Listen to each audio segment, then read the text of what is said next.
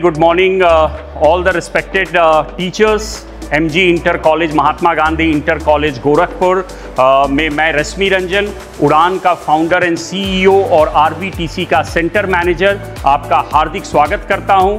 पहले एक जोरदार तालियां आपके इस पार्टिसिपेशन के लिए।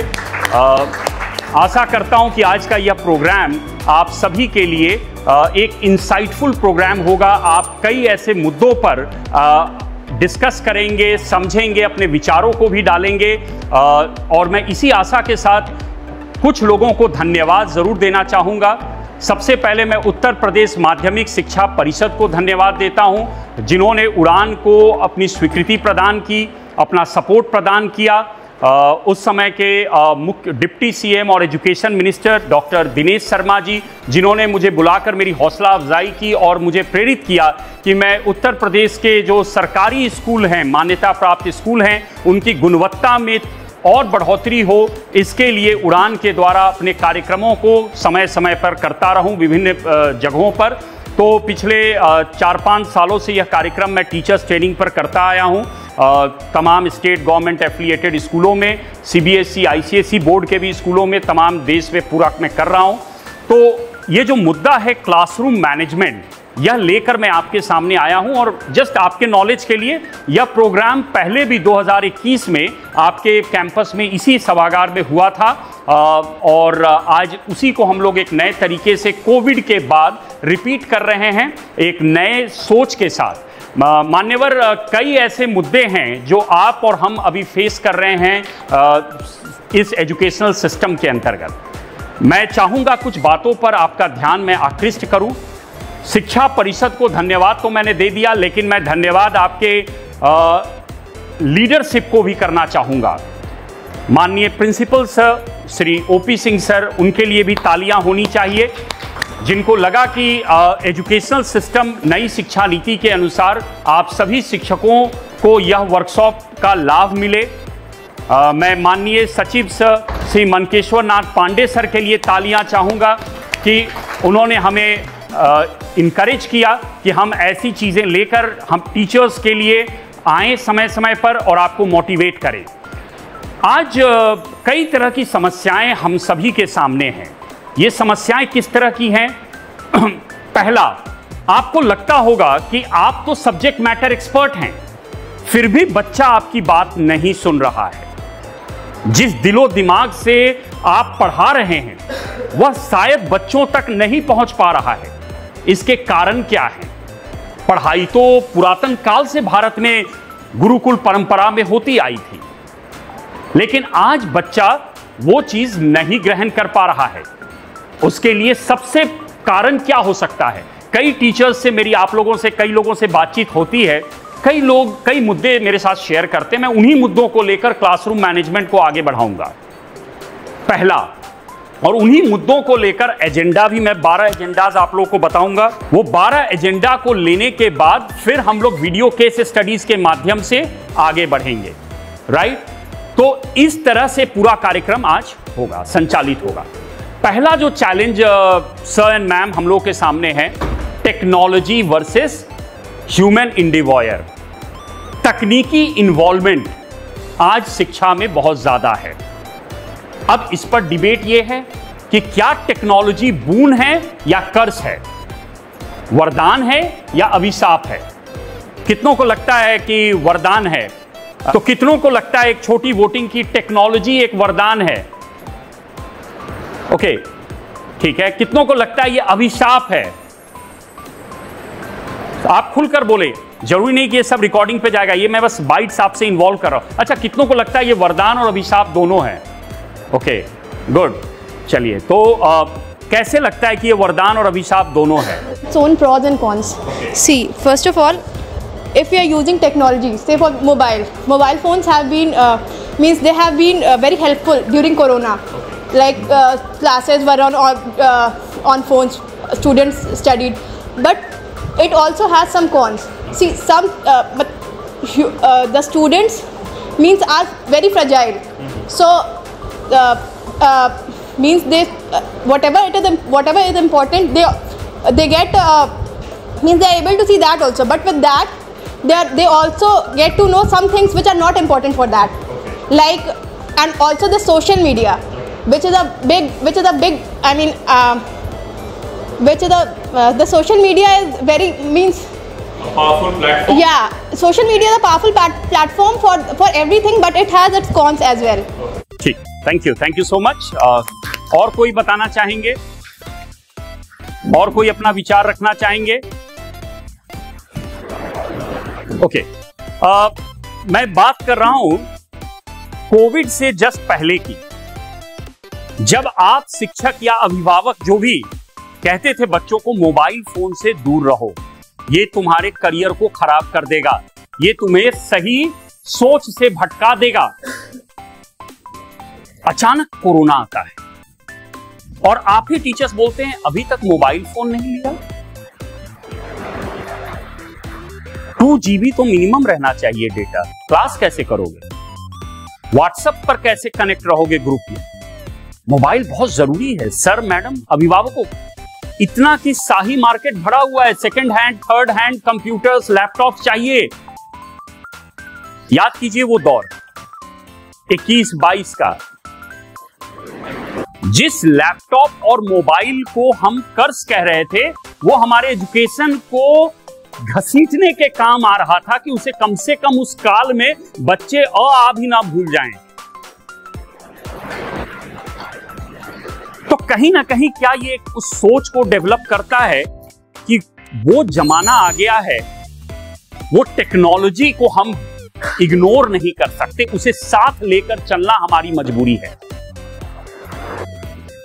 मैं आपको 2016 में जब मैंने उड़ान शुरू किया, तो 16 के दिसंबर में जब मैंने उड़ान शुरू किया, तो मैं एक स्कूल है रॉयल एकेडमी करजहां, देखा होगा आपने, जीडी गोयनका के अपोजिट में है एक स्कूल है।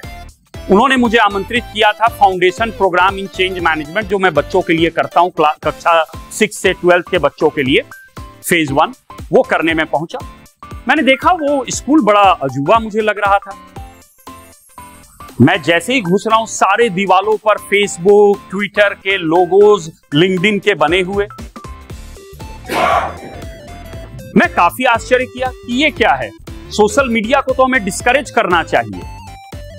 वहीं से मुझे नई सोच आई। मुझे सोच आई इस बात की कि मैं पूछूं यहां के मैनेजमेंट से कि ऐसा उन्होंने क्यों किया है।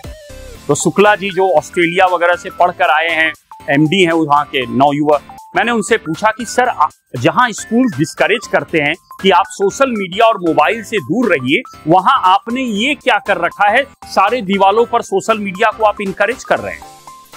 उन्होंने कहा, रंजन साहब, आप कहेंगे चाकू वरदान है या अभिशाप?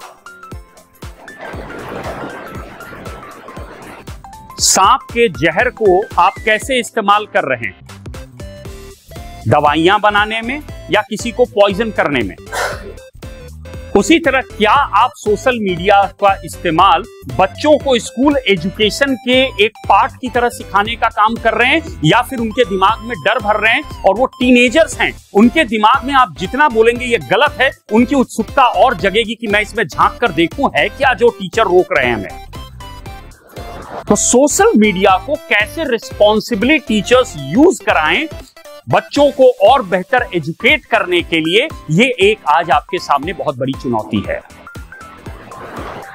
दूसरा, पहला क्लियर है सोशल, क्योंकि मैं कई एजेंडास वर्बली बोलूंगा, आपको रिपोर्ट बनाना है 2 पेज का एंड में कि आज आपने किन किन एजेंडास पर ज्ञान लिया या सोचा, या किन बातों पर आज का वर्कशॉप डिस्कशन हुआ, और आपका प्लान ऑफ एक्शन क्या होगा, आप कैसे अपना क्लासरूम मैनेजमेंट बना सकते हैं। Right sir ma'am? तो पहला एजेंडा है सोशल मीडिया एंड टेक्नोलॉजी। अब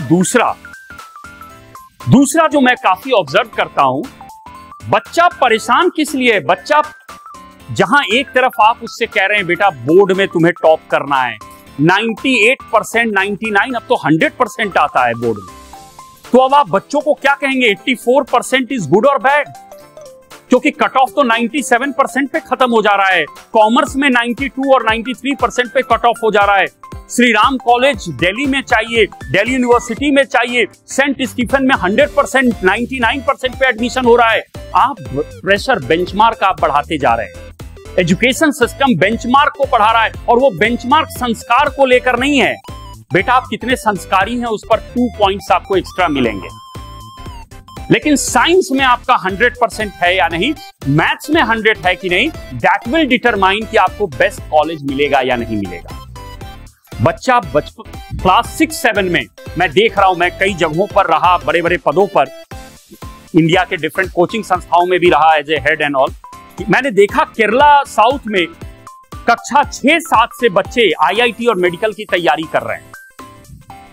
उनके पेरेंट्स उन्हें लेकर सुबह 4 बजे बच्चा वायनाड या कहीं से चल रहा है और कोझिकोड ट्रेन से उतर रहा है 5:30 बजे, क्योंकि 6 बजे से क्लासेस हैं उसके।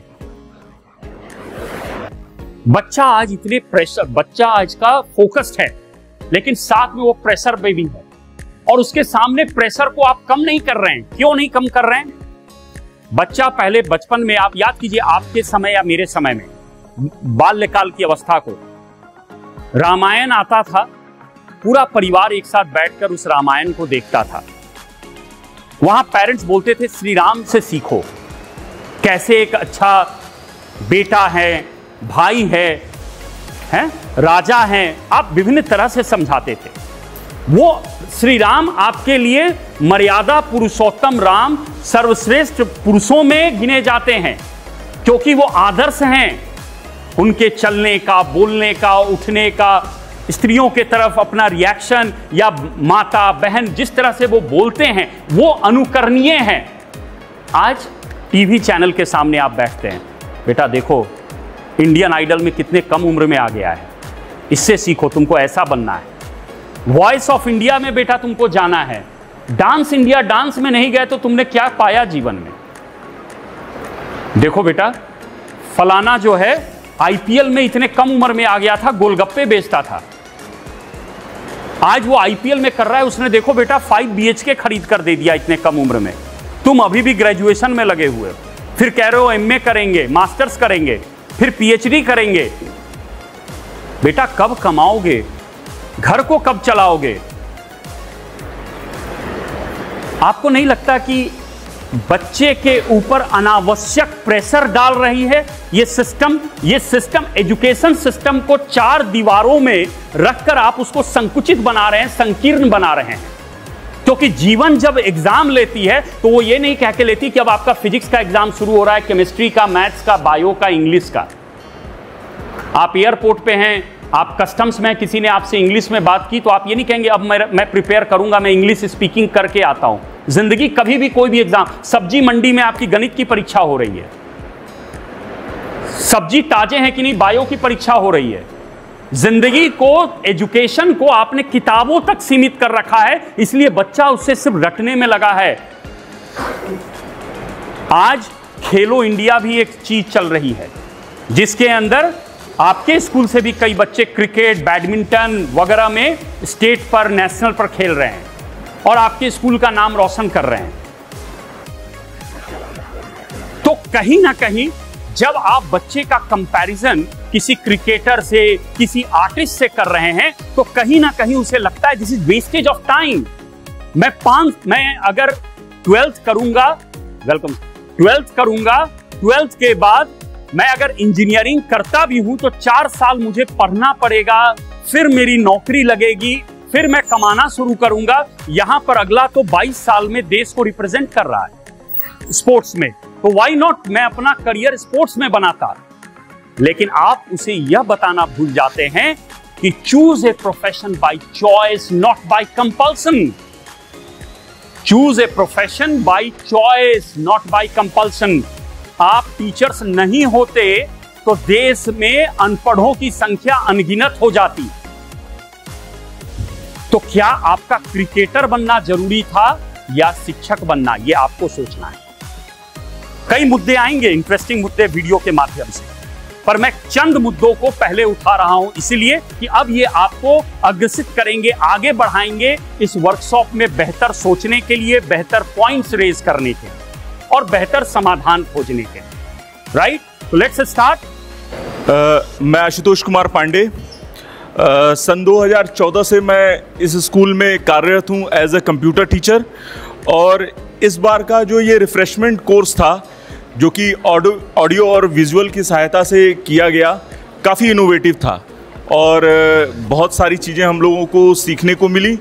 क्लासरूम को कैसे मैनेज किए जाए, इसके लिए जो मूवी का सहारा लिया गया, काफ़ी इनोवेटिव था, बहुत अच्छा लगा। मैं Rakhi Gupta, rank booster test and training centre से ये ऑडियो विजुअल जो प्रोग्राम था, पुनश्चर्या कार्यक्रम जिसको बोलते हैं, या रेनफोर्समेंट कार्यक्रम, जिसमें हमने बहुत कुछ सीखा। हमको सबसे पहले तो ये सीखने को मिला कि हम अपने क्लासरूम को किस तरह बनाएं ताकि बच्चे भी इनोवेटिव बने और टीचर्स भी। कभी कभी होता क्या है कि हम किसी क्लासरूम में जाते हैं, पढ़ा के तो चले आते हैं, बट हमको ये नहीं पता चलता कि बच्चे हमारी बात से सहमत हैं या नहीं हैं, वो इंटरेस्ट ले रहे हैं या नहीं ले रहे हैं।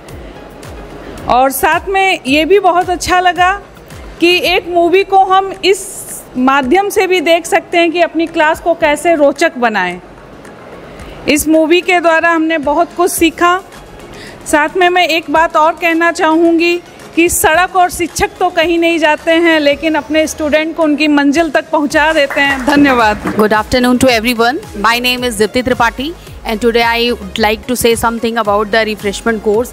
And today the topic was the class management, and earlier I attended this topic, but today I thought something should be equal. But earlier I felt same, but the later I felt that something is different, because through this movie just we understand the different parts of the teaching, means how to teach to the practically to the student. That was excellent, so I will give the 5 star this environment. मैं सर्वेश श्रीवास्तव।